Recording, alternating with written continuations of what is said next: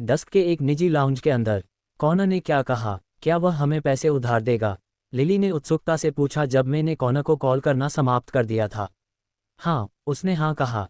मैंने धीरे से सिर हिलाया। कॉनर के साथ उसकी बातचीत अभी भी उसके दिमाग में गूंज रही थी। मैंने कभी नहीं सोचा था कि उसे कॉनर जैसे इंसेल से मदद मांगनी पड़ेगी, और कॉनर उसे इस शर्त पर पैसे उधार देगा कि वह उसके साथ एक रात बिताएगी। मैं के लिए यह स्वीकार करना कठिन था कि उसे कॉनर के साथ सोना होगा, लेकिन अगर वह $1,00,000 नहीं जुटा पाती तो उसका भाग्य बहुत भयानक हो सकता था, क्योंकि गोरा आदमी जैसा गुंडा कुछ भी कर सकता था। इसलिए मैं केवल कॉनर के अनुरोध पर सहमत हो सकती थी। मुझे नहीं पता था कि उसके पास अभी भी कुछ विवेक है और वह हमें पैसे उधार देने को तैयार है। लिली को राहत मिली ये सुनने के बाद कि कॉनर उनकी मदद करने को तैयार है। उसे कम चिंता हुई। मैंने अपनी भौहें सिकुड़ी और लिली की ओर झुंझलाहट से देखने लगी। मैं तुम्हें ये पैसे उधार दे रही हूँ। भविष्य में जब तुम्हारे पास पैसे होंगे तो तुम्हें मुझे चुकाने होंगे। क्यों? क्या कॉनर ही वह नहीं है जिसने हम दोनों को ये पैसे उधार दिए हैं? लिली बहुत खुश नहीं थी।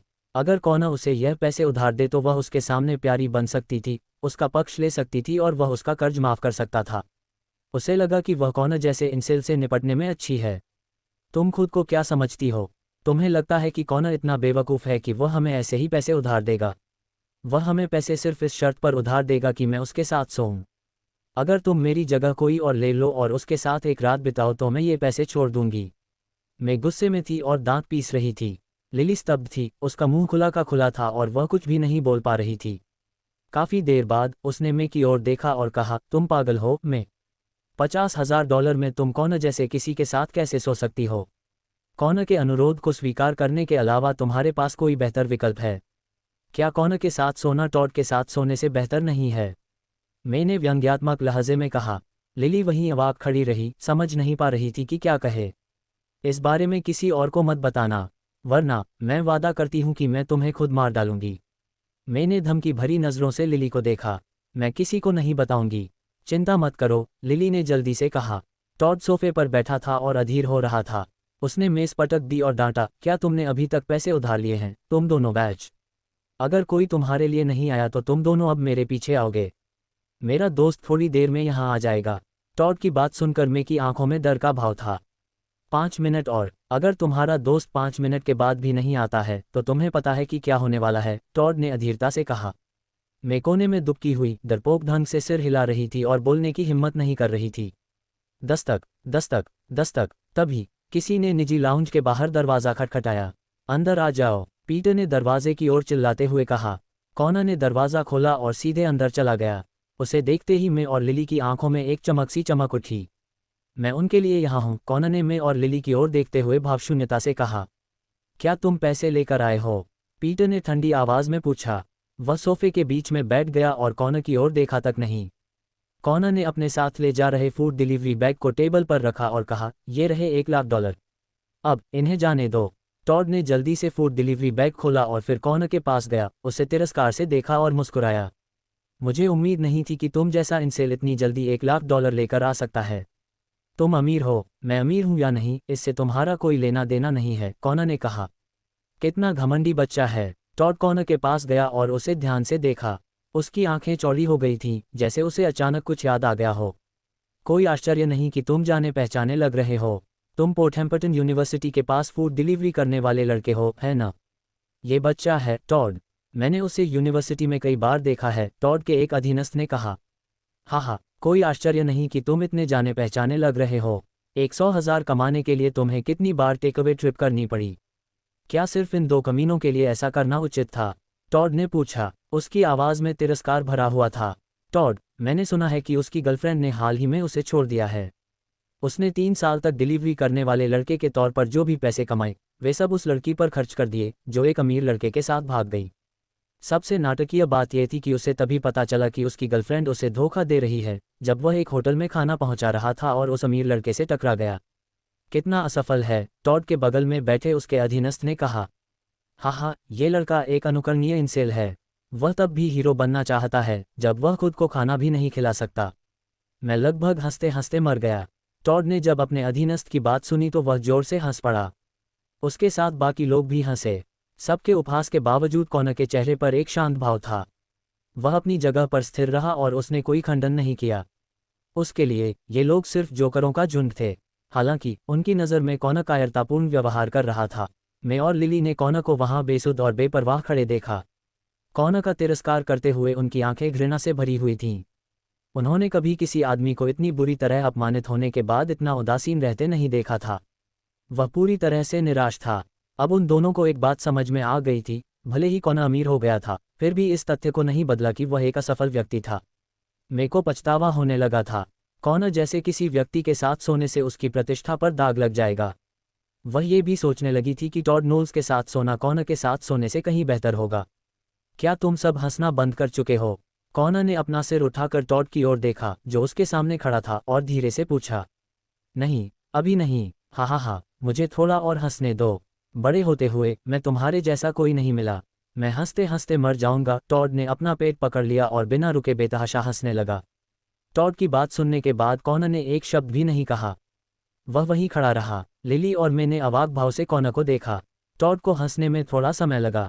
उसने कॉनर की ओर देखा और कहा, ठीक है, चूंकि तुम पैसे लेकर आए हो इसलिए मैं तुम्हारे लिए मुश्किलें नहीं खड़ी करूंगा।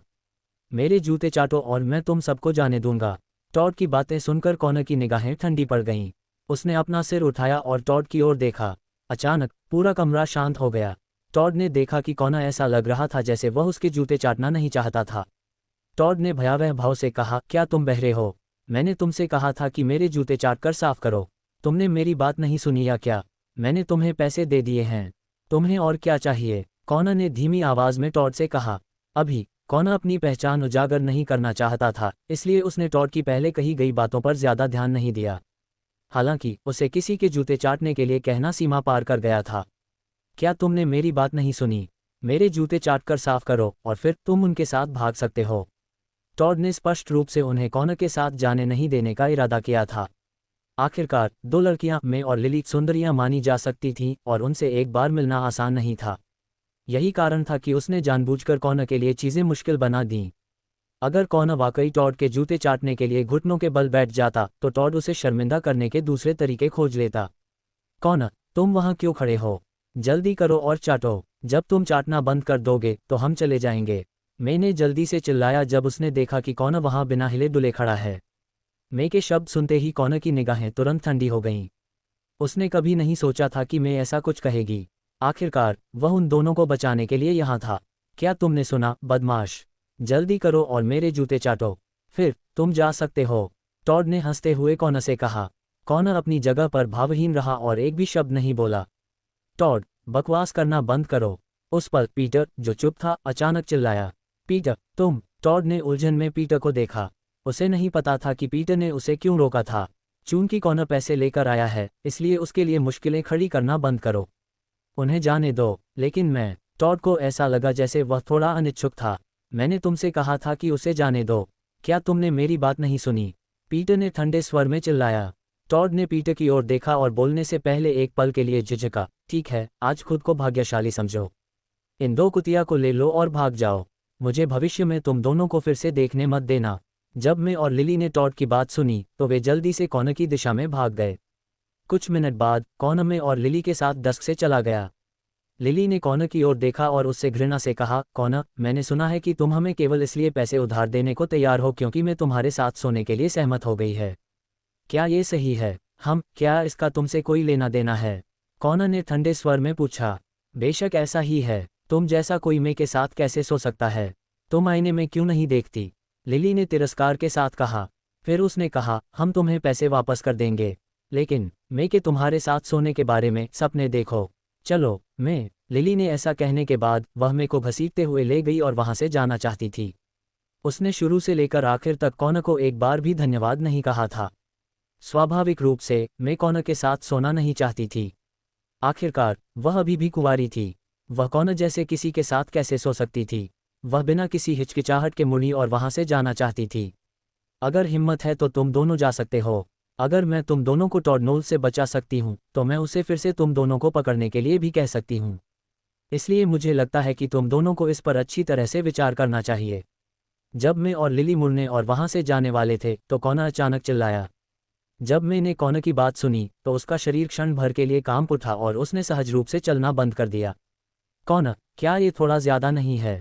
हम सहपाठी हैं। क्या ऐसा करना ज़रूरी है? लिली कॉनर की ओर मुड़ी और चिल्लाई, जब तुम दोनों ने मुझे धमकाया था तो तुमने ऐसा नहीं कहा था। कॉनर ने एक अर्थपूर्ण मुस्कान के साथ कहा। कॉनर की बात सुनकर लिली दंग रह गई। लिली, तुम इस सब से दूर रहो। मैं बस उसके साथ रात बिताऊंगी। अन्यथा टॉड नोल्स वास्तव में हम दोनों को पकड़ सकता है। मैंने दांत पीसते हुए फुसफुसाया। मैं तुम्हें उसके जैसे व्यक्ति से कैसे कलंकित होने दे सकती हूँ? लिली ने अपनी बड़ी आंखों से मे को घूरते हुए चिल्लाया। ऐसा लग रहा था जैसे उसे मे की बहुत परवाह थी। अगर तुम्हें बुरा लगता है तो मुझे कोई आपत्ति नहीं है कि तुम मेरे साथ रात बिताओ, कॉनर ने लिली से अर्थपूर्ण भाव से कहा। जब लिली ने कॉनर की बात सुनी तो उसने बिना किसी हिचकिचाहट के तुरंत मे का हाथ छोड़ दिया। फिर उसने फुसफुसाते हुए कहा, चिंता मत करो मैं इस बारे में किसी को नहीं बताऊंगी, लिली ने कहा और तेजी से दूर चली गई। उसे डर था कि कॉनर अचानक उसे रुकने के लिए मजबूर कर देगा। इस बीच मैं निराश होकर लिली की पीठ को देखती रही। उसे समझ में नहीं आ रहा था कि क्या कहे। कॉनर ने एक टैक्सी बुलाई और मैं से कहा, बस वहां खड़ी मत रहो, टैक्सी में बैठ जाओ। मैं अपनी जगह पर खड़ी रही और एक पल के लिए झिझकी। फिर उसने दांत पीसते हुए कॉनर के पीछे टैक्सी में बैठ गई। 10 मिनट बाद कैब 7 डेज होटल के प्रवेश द्वार पर पहुंची। कॉनर को पता था कि पोर्टहैम्पटन यूनिवर्सिटी से कई जोड़े हर सप्ताहांत यहां हुकअप करने आते हैं। हालांकि कॉनर पहले कभी किसी होटल में नहीं रुका था, इसलिए उसे कहीं और नहीं पता था और वह सिर्फ मेरे को ही यहाँ ले जा सकता था। यह मेरा पहला मौका है कॉनर, फिर भी तुम मुझे इस तरह के जर्जर होटल में ले जा रहे हो, मैंने कैब से उतरते हुए कहा जैसे कि वह थोड़ी असंतुष्ट थी। कम से कम मैं तुम्हें होटल में ले जा रही हूँ। क्या तुम चाहते हो कि मैं तुम्हें जंगल में ले जाऊं और तुम्हारे साथ सेक्स करूं? कॉनर ने भावशून्य भाव से जवाब दिया। कॉनर की बात सुनकर मैं तुरंत शर्मा गई।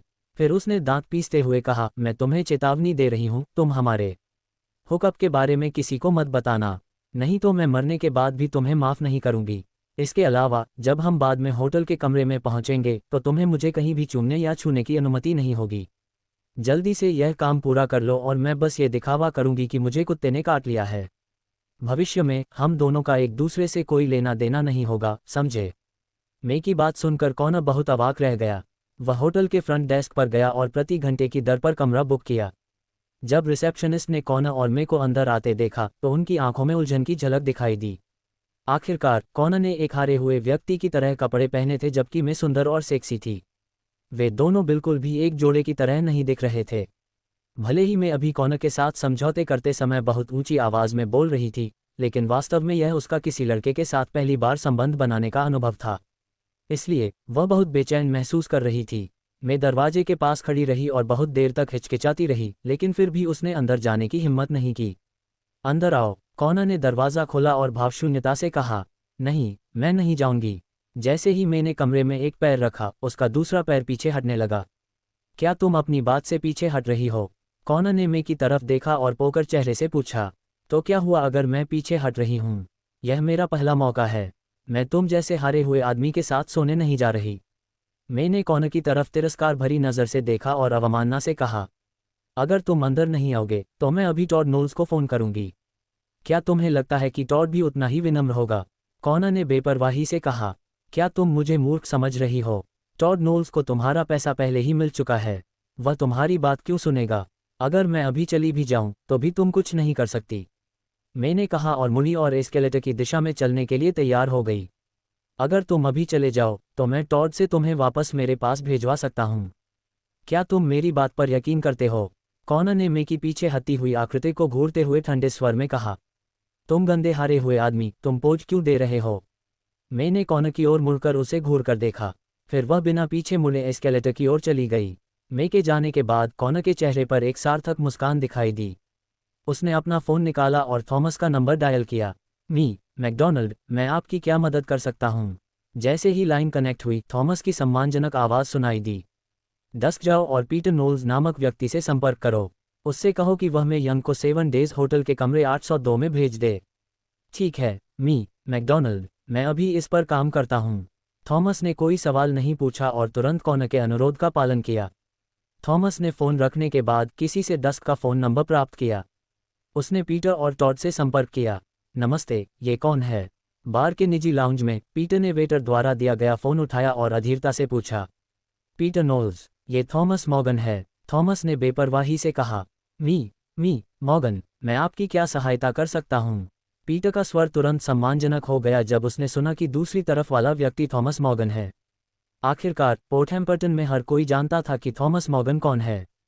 स्वाभाविक रूप से पीटर ने उसका अनादर करने की हिम्मत नहीं की। अपने छोटे भाई टॉड नोल्स को अपने साथ ले जाओ और मे यंग को पकड़ लो।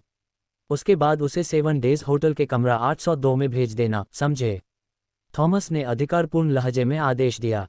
समझे नहीं? पीटर ने बिना किसी हिचकिचाहट के उसका आदेश मान लिया।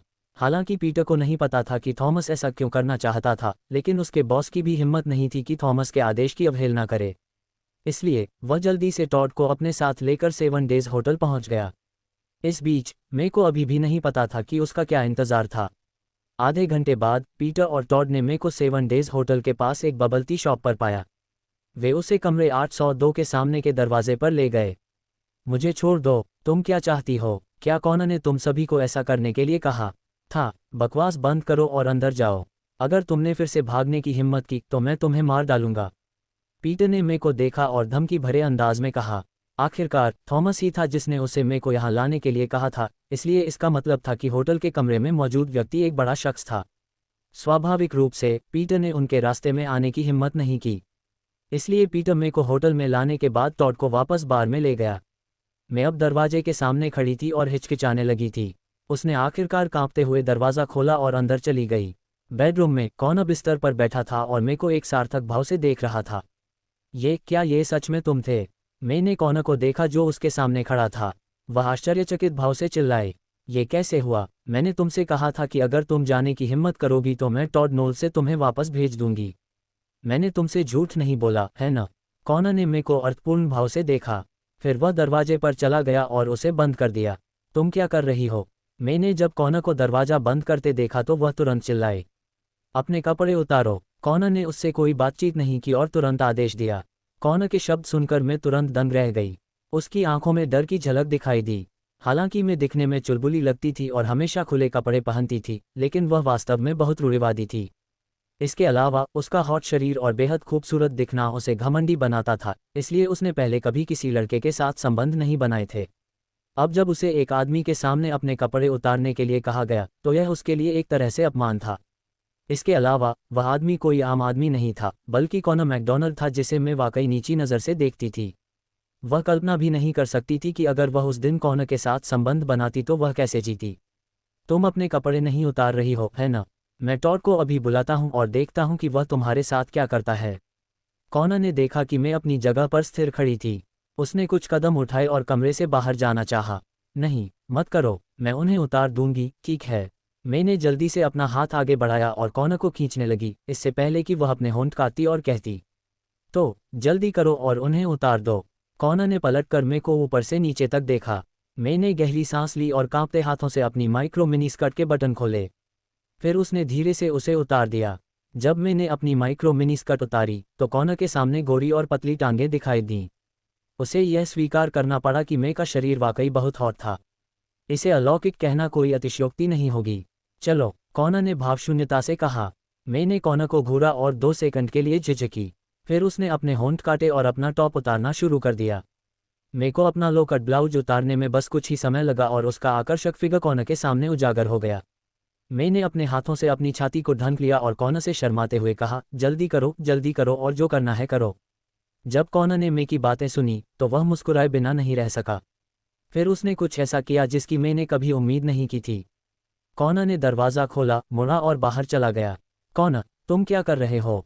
जब मैंने देखा कि कॉनर जाने का इरादा कर रहा है तो वह जल्दी से चिल्लाई, मैंने जो करना था कर लिया है, तुम जाने के लिए स्वतंत्र हो। कॉनर ने ठंडे स्वर में जवाब दिया, तुम्हारा काम हो गया। कॉनर की बात सुनकर मैं दंग रह गई। वह अपनी खूबसूरत आंखों से कॉनर को घूरती रही। उसे समझ में नहीं आ रहा था कि उसका क्या मतलब है। क्या तुम मेरे साथ सोना नहीं चाहते थे? मैंने एक पल के लिए हिचकिचाहट दिखाई और कॉनर से पूछा। हालांकि अगले ही पल मे को कुछ सूझा। वह जल्दी से उसके पास गई और उसे खींचते हुए विनती करते हुए बोली, कॉनर, मुझे पता है कि मैं गलत थी। मैंने जो पहले कहा था उसे वापस लेती हूँ। तुम मुझे चूम सकते हो अभी, तुम जो चाहो कर सकते हो। मैं तुमसे विनती करती हूँ, कृपया टॉड नोल्स को आने के लिए मत कहो।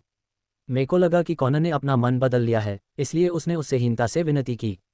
शायद मे की घबराहट के कारण उसने अपने हाथों से अपनी छाती को नहीं ढका था, इसलिए उसका शरीर पूरी तरह से खुला हुआ था।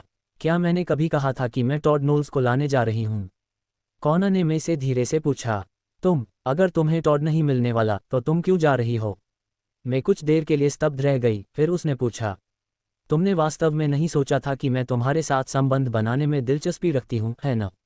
कॉनर ने मे की ओर देखा और हंसे बिना नहीं रह सका। फिर उसने तिरस्कार के साथ कहा, तुम जैसी महिलाओं के बारे में मेरे मन में कोई विचार नहीं होगा, भले ही तुम मेरे सामने खुद को नंगा कर लो। मैंने आज जो किया वह सिर्फ ये देखने के लिए था कि तुम जैसी सोने की खोज करने वाली महिला पैसे के लिए कितनी दूर तक जा सकती है। मैं, कॉनर मैकडॉनल्ड, ऐसी महिला के साथ नहीं सो सकता जो अपना पहला समय $50,000 में बेचती है।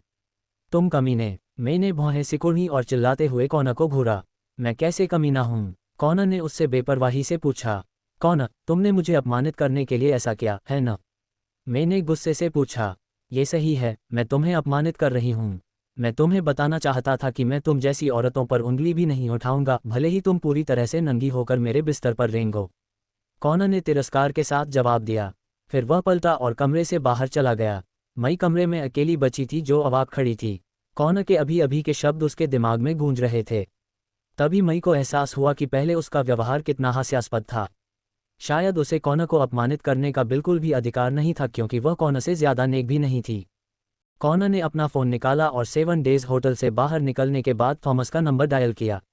मैं आपकी क्या मदद कर सकता हूँ, मी मैकडॉनल्ड? कॉल लगते ही थॉमस की आवाज़ आई। टॉड नोल्स नाम के एक आदमी की जांच करने में मेरी मदद करें, कॉनर ने धीरे से कहा। आप समझ गए, मी मैकडॉनल्ड? मैं तुरंत किसी को भेजूंगा और कोई जल्द ही आपसे संपर्क करेगा। थॉमस ने तुरंत जवाब दिया। अच्छा, कॉनर ने सिर हिलाया और फ़ोन काट दिया। फिर वह जल्दी से पोर्टहैम्पटन विश्वविद्यालय चला गया। विश्वविद्यालय परिसर में प्रवेश करने से पहले एक बेंटले कॉनर के सामने रुकी। सूट पहने एक अधेड़ उम्र का आदमी कार से बाहर निकला और कॉनर को सम्मानपूर्वक प्रणाम किया। नमस्ते, मी मैकडॉनल्ड। कॉनर ने सूट पहने आदमी को देखा। आप थॉमस के आदमी हैं? हाँ, मी मैकडॉनल्ड। मी मॉर्गन ने मुझे टॉड नोल्स नाम के एक आदमी की पृष्ठभूमि की जांच करने के लिए कहा था। मैंने उसकी सारी जानकारी प्राप्त कर ली है। क्या आप अब उससे मिलने जा रहे हैं? सूट पहने हुए आदमी ने पूछा। चलो चलें, कॉनर ने सिर हिलाते हुए कहा। कृपया, मी मैकडॉनल्ड। सूट पहने हुए आदमी ने कार का दरवाज़ा खोला, सोच समझकर छत की रेलिंग के नीचे अपना हाथ रखा। वह बहुत मेहनती था। उस आदमी की हरकत से कॉनर को अजीब लगा। आपको ऐसा करने की ज़रूरत नहीं है, उसने धीमी आवाज़ में कहा। आप मी मॉर्गन के बॉस हैं और मी मॉर्गन मेरे बॉस हैं। यह मेरी खुशी है, सूट पहने हुए आदमी ने कहा। ठीक है, आपका नाम क्या है? कॉनर सूट पहने हुए आदमी को देखकर मुस्कुराया। मेरा नाम काइल हेस है। बस मुझे काइल, मी मैकडॉनल्ड कहो, सूट पहने हुए आदमी ने गाड़ी चलाते हुए कहा। आप काइल हेस हैं? कॉनर चौंक गया और उसका चेहरा नाटकीय रूप से बदल रहा था। आपने मेरा नाम पहले सुना है, मी मैकडॉनल्ड? काइल ने मुस्कुराते हुए पूछा। बेशक मैंने आपके बारे में सुना है। आप पोर्टहैम्पटन में बहुत प्रसिद्ध हैं, कॉनर ने आश्चर्य से उत्तर दिया। हाँ, आपकी तारीफ के लिए धन्यवाद, मी मैकडॉनल्ड। मैं आपके सामने कोई नहीं हूँ। कृपया भविष्य में यदि आपको मेरी आवश्यकता हो तो बेझिझक मुझे कॉल करें। काइल ने कॉनर को सम्मानपूर्वक देखा। कॉनर ने असहाय भाव से काइल को देखा। उसे समझ में नहीं आ रहा था कि वह अपनी भावनाओं का वर्णन कैसे करे। पोर्टहैम्पटन में सभी ने काइल का नाम कमोबेश सुना था और कॉनर ने ये नाम अपने सहपाठियों के मुंह से सुना था। ऐसा कहा जाता था कि पोर्टहैम्पटन में एक बड़ा आदमी था जो सभी को जानता था और उसका नाम काइल था। पूरे पोर्टहैम्पटन में लगभग कोई भी काइल के साथ खिलवाड़ करने की हिम्मत नहीं करता था और पोर्टहैम्पटन में अधिकांश अवैध व्यवसाय काइल के नियंत्रण में थे। कॉनर ने कभी उम्मीद नहीं की थी कि महान गॉडफादर काइल हेस उसे गाड़ी चलाकर ले जाएगा और उसे उसके नाम से पुकारने के लिए कहेगा। अगर डोमिनिक और स्पेंसर को इसके बारे में पता होता तो क्या वे मौत से नहीं डरते? 10 मिनट बाद काइल ने बेंटले को डस्क के सामने पार्क किया, फिर कॉनर के लिए कार का दरवाज़ा खोलने के लिए कार से बाहर निकला। मैंने अपने आदमियों से इसकी जांच करने को कहा है और उन्होंने टॉड को इस बार में पाया है। ठीक है, चलो उसे अंदर से जांचते हैं, कॉनर ने कहा और सीधे बार में चला गया। कुछ पलों के बाद कॉनर को वह निजी लाउंज मिला जहां वह पहले गया था। उसने दरवाज़ा खोला और अंदर चला गया। टॉड पोकर खेल रहा था जब कॉनर अंदर आया। वह एक पल के लिए स्तब्ध रह गया, फिर मुस्कुराया। अरे, क्या ये कॉनर नहीं है, व्यभिचारी? तुम यहाँ वापस क्यों आए? क्या तुम मेरे जूते चाटने जा रहे हो या कुछ और? मुझे खेद है, लेकिन इस बार मेरे जूते गंदे हैं। कॉनर ने टॉड को देखा और शांति से मुस्कुराया। तुम्हारे जूते गंदे हैं? कॉनर की बात सुनकर टॉड अवाक रह गया। लेकिन वह जल्दी से अपने होश में आया और गुस्से से भरे चेहरे के साथ कॉनर के पास आया। पीटर सोफे पर बैठा था, कॉनर को अपनी आंखें सिकुड़ते हुए देख रहा था और सोच रहा था कि कॉनर यहाँ वापस आकर क्या कर रहा है। बच्चे, तुमने अभी कहा था कि तुम्हारे जूते गंदे हैं, है ना? टॉड ने कॉनर को चुनौती देते हुए देखा। ये सही है, कॉनर ने हल्के से सिर हिलाया। इस बच्चे के जूते गंदे हैं। तुम सब क्या सोचते हो कि हमें क्या करना चाहिए? टॉड ने अपने अधीनस्थों की ओर देखा और फिर उसने चिल्लाया और 1 दर्जन से अधिक लोग तुरंत कॉनर को घेरने के लिए आगे बढ़े। श्री मैकडॉनल्ड ने अभी कहा कि उसके जूते गंदे हैं। तुम सब इतने सारे लोग उसे क्यों घेरे हुए हो, टॉड? काइल ने उसी समय निजी लाउंज में कदम रखा। पीटर सोफे पर बैठकर बियर पी रहा था जब उसने काइल की आवाज़ सुनी। उसने अपना सिर घुमाया और काइल को देखकर आश्चर्यचकित होकर वहीं खड़ा हो गया। तुम कौन हो? टॉड काइल को नहीं जानता था और उसे बेरहमी से घूर रहा था। जैसे ही टॉड की आवाज़ बंद हुई, पीटर ने आकर टॉड को ज़मीन पर पटक दिया। धमाका। फिर उसने टॉड को घूरा और उसे बुरी तरह डांटा। तुम्हारी हिम्मत कैसे हुई काइल से इस तरह बात करने की? माफ़ी मांगो। काइल। टॉड उलझन में था, काइल की ओर देख रहा था और सोच रहा था कि पीटर ने उसे क्यों लात मारी। तुम मुझे क्यों लात मार रहे हो, पीटर? काइल कौन है? थप्पड़। पीटर ने टॉड के चेहरे पर फिर से थप्पड़ मारा और झल्लाते हुए कहा, ये काइल है। काइल हेस। काइल हेस। पीटर की बात सुनकर टॉड पूरी तरह से अवाक रह गया और घटनास्थल पर मौजूद अन्य लोग भी डरे हुए चेहरे के साथ अपने सामने सूट पहने हुए व्यक्ति को देख रहे थे। कुछ ही देर बाद टॉड अपने सदमे से बाहर आया और अपने घुटनों पर गिर गया और काइल के सामने गिड़गिड़ाते हुए बोला, मुझे माफ़ करना, काइल। मैं बहुत अंधा था और मैंने तुम्हें तुरंत नहीं पहचाना। अगर मुझे पता होता कि तुम कौन हो तो मैं तुमसे इस तरह बात करने की हिम्मत नहीं करता। मैं मिस्टर मैकडॉनल्ड के साथ यहाँ आया था। मैंने सुना है कि तुम में से कुछ लोगों ने मिस्टर मैकडॉनल्ड को नाराज़ किया है, काइल ने सपाट लहजे में कहा। मी मैकडॉनल्ड। टॉड ज़मीन पर घुटनों के बल बैठा था और यह सुनकर वह दंग रह गया। जब उसने कॉनर की ओर देखा तो उसका चेहरा पीला पड़ गया था और उसका शरीर डर से कांप रहा था। कॉनर धीरे धीरे टॉड के पास गया। मुझे याद है कि इस लाउंज में पहले भी तुम्हें मेरा अपमान करने में मज़ा आया था, है ना? मी मैकडॉनल्ड, यह मेरी गलती थी। मैंने बहुत ज़्यादा बकवास की और मैं बहुत अंधा और अज्ञानी था। अगर मुझे पता होता कि यह तुम हो तो मैं तुम्हारा अपमान करने की हिम्मत नहीं करता।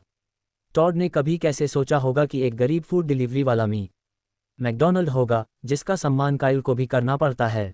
लेकिन उसके पास अब इस बारे में ज़्यादा सोचने का समय नहीं था और वह केवल कॉनर से उसे छोड़ देने की भीख मांगते हुए झुक सकता था।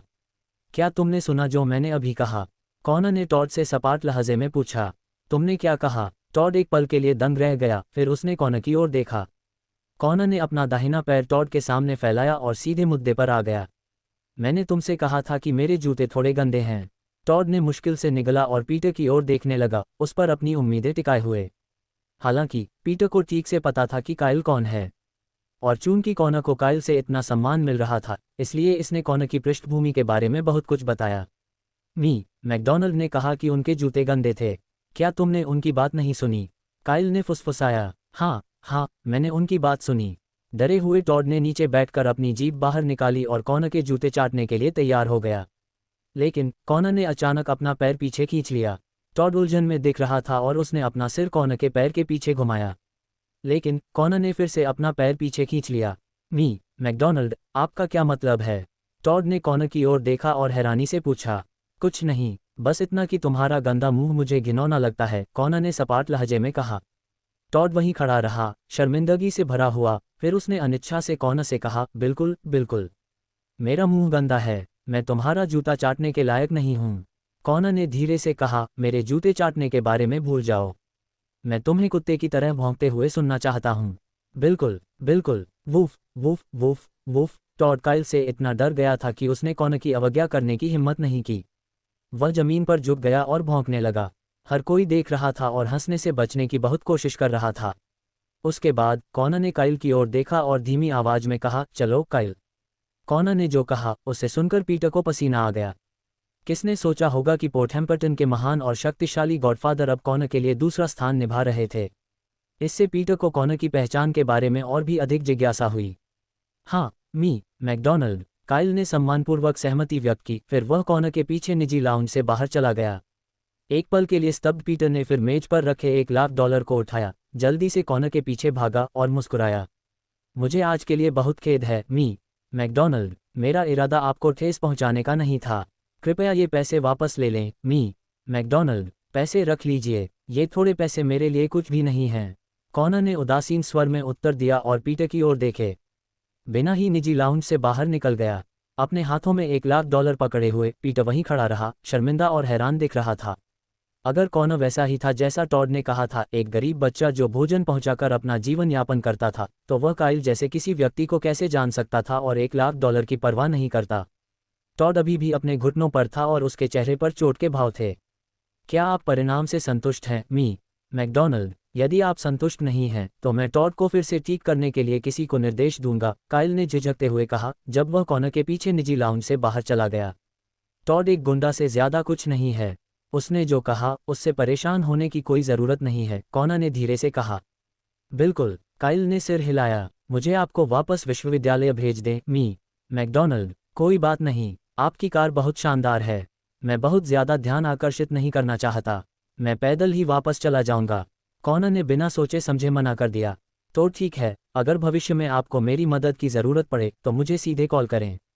जरूर, कॉनर ने सिर हिलाया, फिर वह मुड़ा और बार से बाहर निकल गया। काइल के चले जाने के बाद कॉनर अकेले ही सड़क पर चला गया। सड़क पर ट्रैफिक को देखते हुए वह पिछले कुछ दिनों में जो कुछ हुआ था उसके बारे में सोचने लगा। कभी कभी पैसे की वजह से लोग सिर्फ अपने कपड़े ही नहीं उतारते, बल्कि वे उन्हें घुटने टेकने और कुत्ते की तरह भौंकने पर भी मजबूर कर देते हैं। कॉनर खुद को हंसने से रोक नहीं पाया। बस तभी उसका फ़ोन बजा। कॉनर ने अपना फ़ोन निकाला और स्क्रीन पर देखा। ये पोर्थैम्पटन का एक अपरिचित नंबर था। उसने नर्म आवाज़ में जवाब दिया, हेलो, ये कौन है? कॉनर, यह मैं हूँ। क्या तुमने किताब को मेरे छात्रावास में ले जाने में मेरी मदद की है? फ़ोन के दूसरी तरफ एक कामुक महिला की आवाज़ थी। वह महिला कोई और नहीं बल्कि कॉनर की कॉलेज काउंसलर रेचल थी। प्रोफेसर वालेस, मैं अभी थोड़ी देर से आया हूँ। मैं अभी करूँगा। क्या आप छात्रावास में हैं? कॉनर को अचानक याद आया कि रेचल ने उसे सुबह सज़ा के तौर पर दालान में खड़े होने पर यह काम करने के लिए कहा था। मैं बाद में वापस जाऊँगा। कृपया रजिस्ट्रार के कार्यालय में जाकर सामान ले आओ, रेचल ने धीमे स्वर में उत्तर दिया और फिर फ़ोन काट दिया। कॉनर ने फ़ोन वापस अपनी जेब में रख लिया और सीधे पोर्थैम्पटन विश्वविद्यालय की ओर भाग गया। हालांकि उसके पास जो कुछ भी करना था करने के लिए पैसे थे, लेकिन वह रेचल जैसी बड़ी दुष्ट महिला से पंगा लेने से डरता था। 5 मिनट बाद कॉनर आखिरकार विश्वविद्यालय वापस आ गया। वह रेचल का सामान लेने के लिए सीधे रजिस्ट्रार के कार्यालय में भाग गया। उसे इस बात का पछतावा था कि उसने काइल की सवारी करने की कृपा को ठुकरा दिया और उसे अकेले ही वापस चलना पड़ा। अगर उसने काइल के प्रस्ताव को स्वीकार कर लिया होता तो वह इतना थका हुआ नहीं होता। दस्तक, दस्तक, दस्तक। कॉनर ने रजिस्ट्रार के कार्यालय के दरवाजे पर 2 बार दस्तक दी। अंदर आ जाओ, एक अधेड़ उम्र की महिला जैसी आवाज़ ने जवाब दिया। कॉनर ने आगे बढ़कर दरवाज़ा खोला और कहा, प्रोफेसर वालेस ने मुझे आकर कुछ लेने के लिए कहा है। ये सुनकर अधेड़ उम्र की महिला ने उसकी ओर देखा और फर्श पर पड़े एक बड़े बक्से की ओर इशारा किया। फिर उसने भावहीनता से कहा, इसे ले लो, सब कुछ वहाँ है। धन्यवाद, कॉनर ने धीरे से उत्तर दिया और वह बक्सा उठाने के लिए नीचे झुका। फिर वह मुड़ा और छात्रावास में वापस चला गया। रेचल ने कॉनर से इस सेमेस्टर के लिए पाठ्य पुस्तकें ले जाने के लिए कहा। सौभाग्य से वे भारी नहीं थीं और फिर भी ले जाने में आसान थीं। इससे पहले रेचल ने कई मौक़ों पर कॉनर से उसके लिए छात्रावास के कमरे में सामान ले जाने के लिए कहा था। इसलिए ये पहली बार नहीं था जब वह महिला छात्रावास में गया था और महिला वार्डन कॉनर को जानती थीं। कॉनर को नीचे आने में ज़्यादा समय नहीं लगा। जैसे ही उसने रेचल के छात्रावास के कमरे का दरवाज़ा खोला, एक आकर्षक खुशबू उसके नथुने में घुस गई। ये बिल्कुल रेचल के शरीर की खुशबू जैसी ही महक थी। कॉनर ने लालच भरी सांस ली और फिर अंदर चला गया। पोर्थैम्पटन विश्वविद्यालय के कर्मचारियों को यहाँ बहुत लाभ और सुविधाएं मिलीं। विश्वविद्यालय ने प्रत्येक शिक्षण स्टाफ को एक बेडरूम और एक लिविंग रूम यूनिट प्रदान की। छात्रावास का कमरा अच्छी तरह से सजाया गया था। पायस, राहेल को सफाई का बहुत शौक था। कमरा बेदाग था, शायद गुलाबी राहेल का पसंदीदा रंग था। बेडशीट और पर्दे मैचिंग गुलाबी रंग के थे। कॉनर ने बॉक्स को फर्श पर रखा, अपने हाथों से ताली बजाई और जाने के लिए तैयार हो गया। तभी उसने कुछ ऐसा देखा जिसने उसकी आंखों को आकर्षित किया। बालकनी पर कपड़े की रेलिंग से लटकी हुई पारदर्शी अधोवस्त्र की एक जोड़ी हवा में धीरे धीरे हिल रही थी।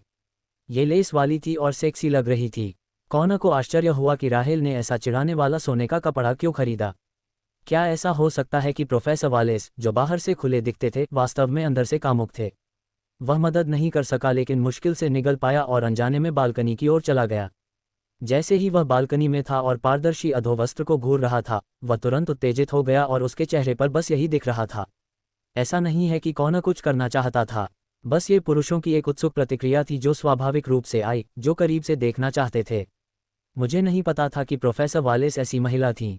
कॉनर खुद को बुदबुदाने से नहीं रोक सका, विश्वविद्यालय में राहेल के बारे में गपशप को याद करते हुए।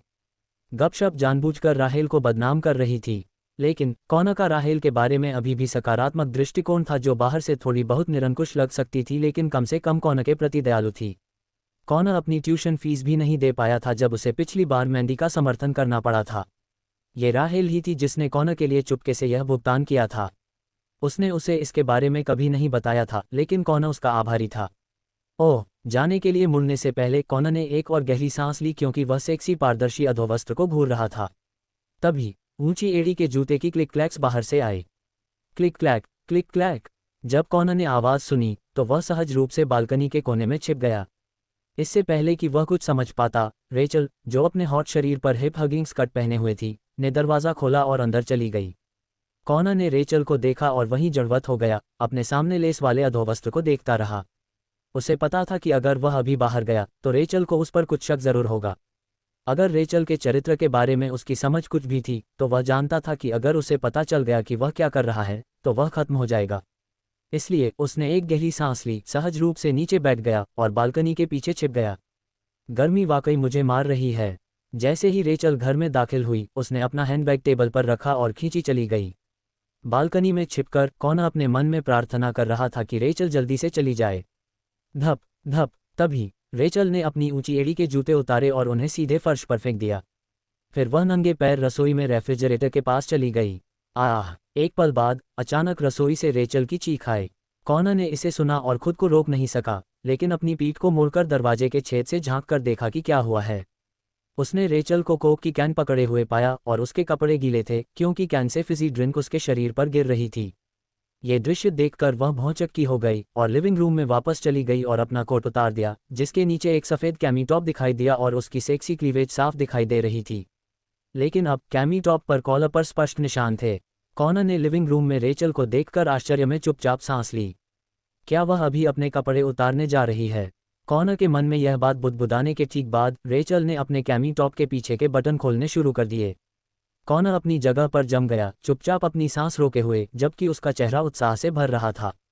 उसने कभी उम्मीद नहीं की थी कि राहेल लिविंग रूम में ही कपड़े बदलने जा रही है। वह वहीं जड़वत हो गया, उसे समझ नहीं आ रहा था कि क्या करे। क्या उसे अभी बाहर आना चाहिए या बालकनी में ही छिपना चाहिए? अगर वह अभी बाहर आता तो उसे यह समझाने में मुश्किल होती कि वह बालकनी में क्यों छिपा हुआ था। लेकिन अगर वह खुद को प्रकट नहीं करता और राहेल ने वास्तव में अपने कपड़े उतार दिए तो क्या उसे देखते रहना चाहिए? जैसे ही कॉनर अंदर से संघर्ष कर रहा था, लिविंग रूम से एक खड़खड़ाहट की आवाज़ आ रही थी। ये स्पष्ट था कि राहेल ने पहले ही अपना कैमी टॉप उतार दिया था। कॉनर ने महसूस किया कि उसका दिल तेजी से धड़क रहा था और उसकी आंखें अनजाने में लिविंग रूम में चली गईं। सफ़ेद कैमी टॉप राहेल के कंधों से धीरे धीरे खिसकने लगा, जिससे उसकी बेदाग त्वचा दिखने लगी। उसका चेहरा आकर्षक था और शरीर एकदम परफेक्ट था, और उसकी पूरी छाती उसकी लाल ब्रा से बाहर निकल रही थी। कॉनर विस्मय में सांस रोके बिना नहीं रह सका। ये पहली बार था जब उसने किसी महिला के शरीर को व्यक्तिगत रूप से देखा था। ये तो बताने की ज़रूरत ही नहीं कि रेचल एक देवी स्तर की सुंदरता थी। कॉनर का दिल इतनी ज़ोर से धड़क रहा था कि वह लगभग उसके सीने से बाहर निकल गया। जिस आधे साल के दौरान कॉनर और मैंडी साथ थे, मैंडी उसे नीची नज़र से देखती रही थी। इसलिए दोनों के बीच सबसे नज़दीकी संपर्क सिर्फ हाथ थामे रहने तक ही सीमित था। कॉनर के पास आगे बढ़ने का कोई मौका नहीं था। उसने मैंडी को कभी चूमा नहीं था, अकेले ही उसे अपने सामने अपने कपड़े उतारते हुए देखा था। अपनी कैमी टॉप उतारने के बाद रेचल ने अपनी ब्रा पर दाग देखकर भौहें सिकोड़ लीं। वह नंगे पांव बेडरूम में भागी, अलमारी से अंडरवियर का एक नया सेट लिया और वापस लिविंग रूम में चली गई। ये देखकर कॉनर और भी रोमांचित हो गया। किसने सोचा होगा कि रेचल लिविंग रूम में अपना अंडरवियर बदलेगी? रेचल सोफे पर बैठ गई, उसका हाथ अपनी ब्रा खोलने के लिए पीछे की ओर बढ़ा। जैसे ही उसकी ब्रा उतरी, कॉनर को अपने दिल की धड़कनें साफ महसूस हो रही थीं। एक सेकंड बाद उसकी छाती ब्रा की बेड़ियों से मुक्त हो गई और पूरी तरह से दिखाई देने लगी। कॉनर वहीं जड़वत हो गया। उसका शरीर अकड़ रहा था और उसकी गर्म सांसें उसके नथुनों से बाहर निकल रही थीं। अपनी ब्रा बदलने के बाद रेचल ने अलमारी से एक हिप लेंथ शॉर्ट स्कर्ट निकाली, शीशे के सामने खड़ी हुई और उसे अपने सामने रखा ताकि यह सुनिश्चित हो सके कि मौके पर ही उसे पहनने से पहले वह ठीक है। रेचल को ऐसी हिप लेंथ स्कर्ट बहुत पसंद थी। आमतौर पर वह इसे क्लास में पहनती थी।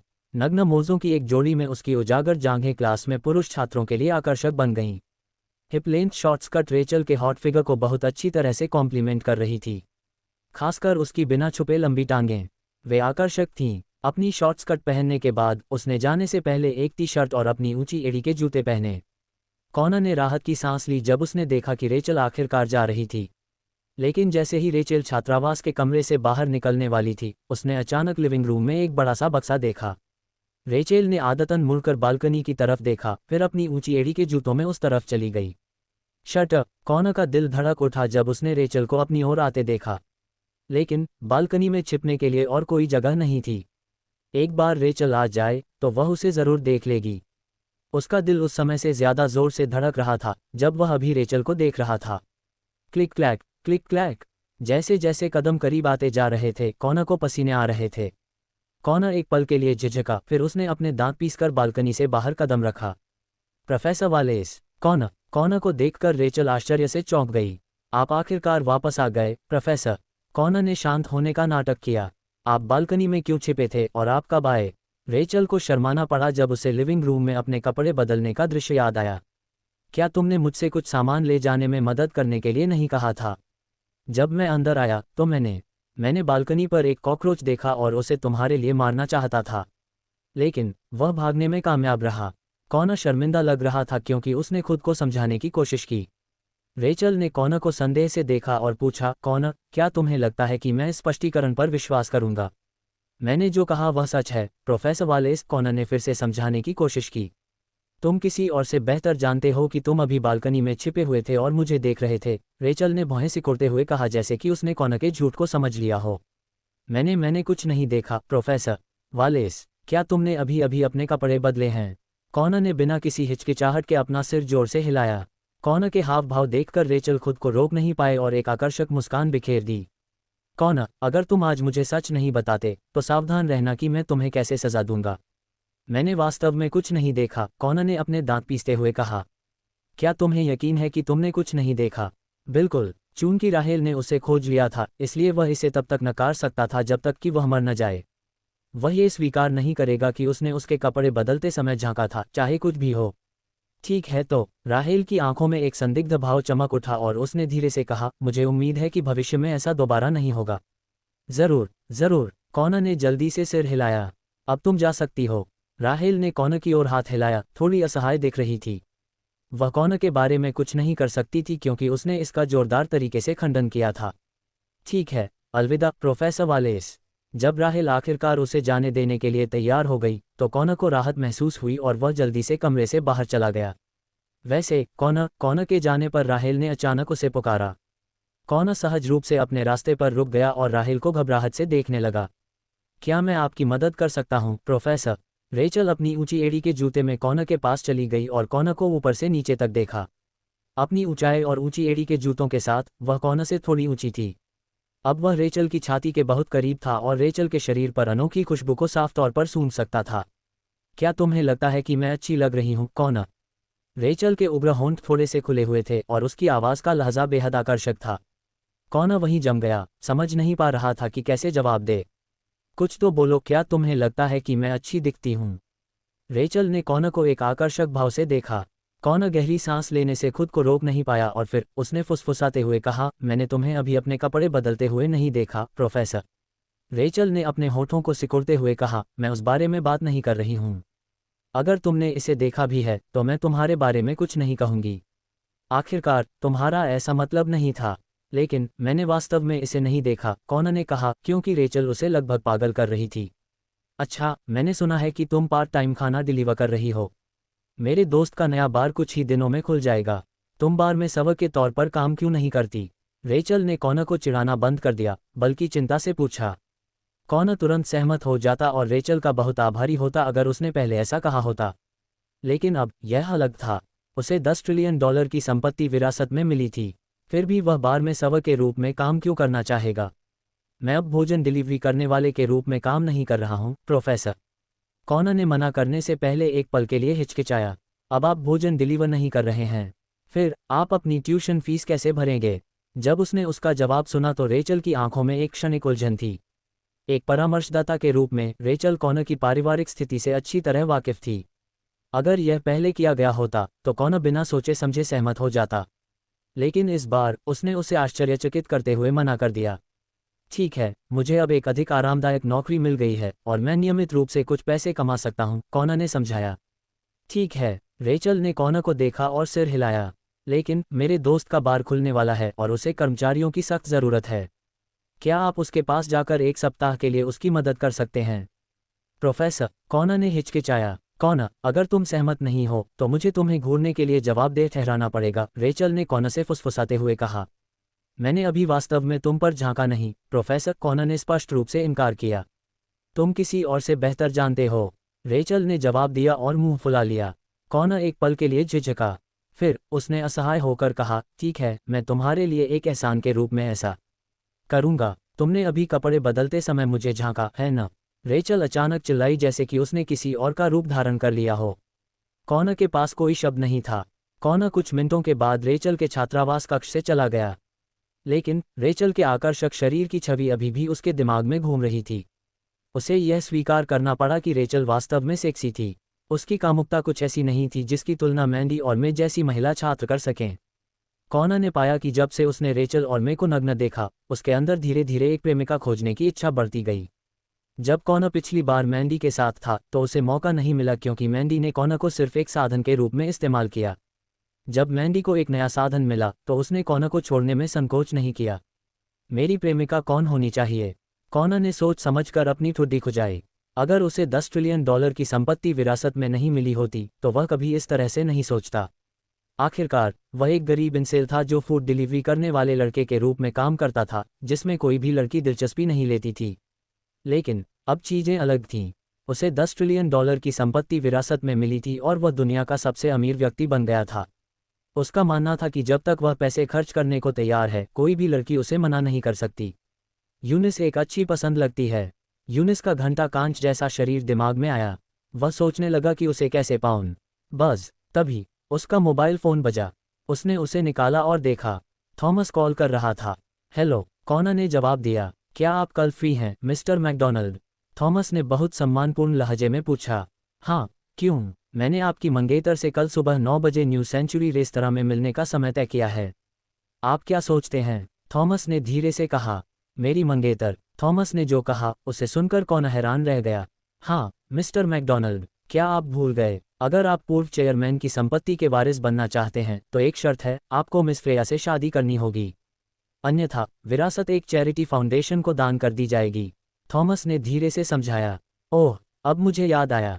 ये सब एक बार फिर उसके दिमाग में आया। पहले तो वह यूनिवर्सिटी में गर्लफ्रेंड ढूंढने के बारे में सोच रहा था, लेकिन अब ऐसा लग रहा था कि इसकी कोई ज़रूरत नहीं है। फ्रेया कैसी दिखती है? कॉनर ने थॉमस से उत्सुकता से पूछा। क्यों ना आप कल वहां जाकर खुद देख लें, मिस्टर मैकडॉनल्ड? थॉमस ने मुस्कुराते हुए कहा। कोई बात नहीं, इससे कोई फर्क नहीं पड़ता कि वह कैसी दिखती है। अगर मुझे संपत्ति विरासत में लेनी है तो मुझे फ्रेया से शादी करनी ही होगी, है ना? कॉनर ने असहाय भाव से कहा। ठीक है, थॉमस ने कहा। तो अगर मैं फ्रेया से शादी नहीं करता तो मुझे एक पैसा भी नहीं मिलेगा, है ना? कॉनर ने भौहें सिकोड़ते हुए पूछा। बिल्कुल, अफसोस, मेरे दादाजी आखिर चाहते क्या हैं? वे बिना ऐसी कोई शर्त रखे मुझे अपनी संपत्ति विरासत में दे सकते थे। वह ऐसा क्यों करना चाहता था? कॉनर इस समय तक फ्रेया से बिल्कुल भी नहीं मिला था। उसने सोचा कि जो लड़कियां बहुत आसानी से मिल जाती हैं वे ऐसी मोटी लड़कियां होंगी जिनसे कोई शादी नहीं करना चाहता। इसी कारण से कॉनर अब बहुत उदास था। मुझे समझ आ गया, मैं कल जाऊंगा, कॉनर ने फुसफुसाकर कहा। वैसे मिस्टर मैकडॉनल्ड, मुझे आपको एक और बात बतानी है, थॉमस ने धीरे से कहा। वह क्या है? कॉनर ने पूछा। वह स्तब्ध था। अब फ्रेया और उसका परिवार अभी भी आपकी असली पहचान नहीं जानता है, जिसका मतलब है कि उनकी नज़र में आप अभी भी एक फूड डिलीवरी करने वाले व्यक्ति हैं। इसलिए आपको अपनी पहचान उसके सामने नहीं बतानी चाहिए। अगर आप फ्रेया से शादी करते हैं तो आप फिलिप्स परिवार के लिव इन दामाद बन जाएंगे, थॉमस ने कहा। क्या आप मुझसे लिव इन दामाद बनने के लिए कह रहे हैं? थॉमस की बात सुनकर कॉनर चिल्लाया। बिल्कुल, मैकडॉनल्ड, अब से आपको फ्रेया को अपनी पहचान नहीं बतानी चाहिए और आपके पास केवल एक ही विकल्प है, फिलिप्स परिवार का लिव इन दामाद बनना, थॉमस ने धीरे से कहा। नहीं, मैं तब भी नहीं कहूँगा जब मुझे किसी बदसूरत महिला से शादी करनी पड़े। लेकिन अब आप मुझसे लिव इन दामाद बनने के लिए कह रहे हैं। क्या ये बहुत ज्यादा नहीं है? वह भावुक हो गया क्योंकि वह एक सामान्य व्यक्ति था जो लिव इन दामाद बनने के लिए तैयार नहीं था। ये 2 शर्तें हैं जो पूर्व अध्यक्ष ने अपनी वसीयत में निर्धारित की हैं। आपने हस्ताक्षर करते समय इसे ध्यान से नहीं पढ़ा होगा, मी मैकडॉनल्ड। थॉमस को ऐसा लग रहा था कि वह इसके बारे में कुछ नहीं कर सकता। मुझे लगता है कि मुझे धोखा दिया गया है। अगर मुझे पता होता कि इसमें इतनी सारी शर्तें जुड़ी हैं तो मैं इस पर हस्ताक्षर नहीं करता। कॉनर उदास था। तो क्या आप विरासत छोड़ने के बारे में सोच रहे हैं, मी मैकडॉनल्ड? थॉमस ने एक पल के लिए चौंकने के बाद पूछा। ओह, मैं ऐसा क्यों करूंगा? कॉनर ने तुरंत अपना विचार बदल दिया। उसने अभी कुछ देर के लिए शिकायत की, लेकिन ऐसा कोई तरीका नहीं था कि वह सिर्फ इस वजह से $10 ट्रिलियन की विरासत छोड़ दे। वह कुछ दिनों के लिए ही गरीबी से बाहर निकला था और वह निश्चित रूप से अपना वर्तमान जीवन नहीं छोड़ेगा। मेरा कोई और मतलब नहीं था, मिस्टर मैकडॉनल्ड। मैं बस पूछ रहा था, थॉमस ने हल्के से कहा। तो मैं अपनी पहचान कब बता सकता हूँ? कॉनर ने एक पल सोचने के बाद पूछा। जैसे ही तुम फ्रेया से शादी करोगे, थॉमस ने कहा। ठीक है। कॉनर ने बात खत्म होते ही चिढ़कर फोन रख दिया। पहले तो मैं और रेचल के नग्न शरीरों को देखने के बाद कॉनर अपनी भावी प्रेमिका से बहुत उम्मीदें लगाए हुए था। लेकिन थॉमस के फ़ोन कॉल ने कॉनर की सारी कल्पनाएं तोड़ दीं। वह फ्रेया एक बदसूरत राक्षस होगी जिसे कोई नहीं चाहता, अन्यथा उन्हें लिव इन दामाद नहीं मिलेगा। यह एक भयानक जाल है। कॉनर ने बड़बड़ाते हुए अपना फ़ोन बंद कर दिया और लेक्चर हॉल की ओर चल पड़ा। कॉनर की समझ में केवल एक हारे हुए व्यक्ति ही लिव इन दामाद बनने के लिए तैयार होगा। वह टूट सकता है, लेकिन इसका मतलब यह नहीं है कि उसके पास रीढ़ नहीं है। वह जीने के लिए हर कठिनाई को सहन कर सकता था, लेकिन वह ये स्वीकार नहीं कर सकता था कि वह लिव इन दामाद बनने जा रहा है। कॉनर फ्रेया से मिलने के बारे में सोच रहा था और उसने आने वाली सुंदरता पर ध्यान नहीं दिया। वे दोनों एक दूसरे से जोर से टकराए। 3 इंच की ऊंची एड़ी के जूते पहने हुए सुंदर महिला एक बार में पीछे की ओर गिर गई। आह! वह सहज रूप से चिल्लाए और कॉनर के कपड़े पकड़ने के लिए आगे बढ़ी, खुद को बचाने की कोशिश कर रही थी। लेकिन कॉनर भी अपना संतुलन खो चुका था और सुंदर लड़की को अपनी बाहों में लेकर जमीन पर गिर गया। मुझे छोड़ दो। जब कॉनर उस पर गिरा तो सुंदर लड़की चिल्लाई, लेकिन तब तक बहुत देर हो चुकी थी। कॉनर का पूरा शरीर उसके ऊपर था और वे दोनों जमीन पर गिर पड़े।